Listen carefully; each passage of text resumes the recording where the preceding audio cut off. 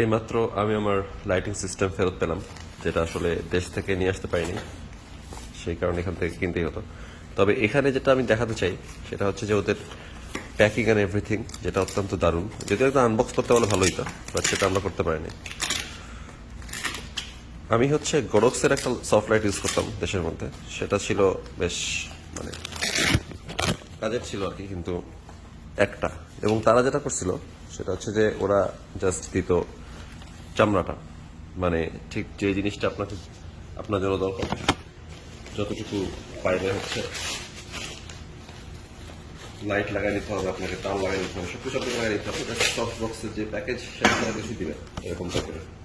কিন্তু যেহেতু আমি এক হাতের এবং এক হাতে হচ্ছে আহত, কালকে ক্রিকেট খেলতে যে অবস্থা করে আসছি আমরা, কিন্তু এইখানে প্যাকেজিংটা আমার কাছে খুব ভালো লাগছে এই কারণে যে ওদের যে অবস্থা, এটা হচ্ছে আমাদের সফট লাইটের চামড়া, এটা হচ্ছে তারপরে ভিতরের আমাদের যে স্ক্রিন সেটা, এবং এর সাথে আমাদের যুক্ত করা আছে এখানে তার হাবিজাবি।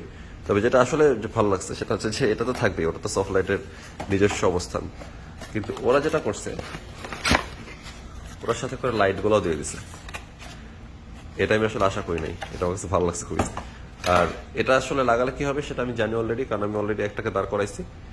সেটা হচ্ছে এরকম টাইপের দাঁড়াবে, এবং সেটাকে এটার ভিতরে লাইট লাগালেই আমরা সফট লাইট পেয়ে যাব, যেটা আসলে স্টুডিও ভার্সনের বাচ্চা, বাট আসলে কিছু করার নেই, এতটুকু এই মুহূর্তে আমাদের জন্য সবকিছু।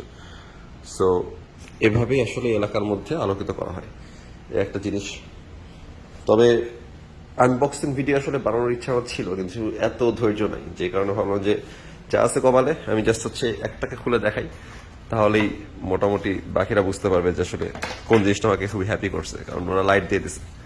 সো লাইট পেয়ে যাওয়ার চেয়ে বড় আনন্দের ব্যাপার আসলে সফট বক্স কেনার সাথে নাই।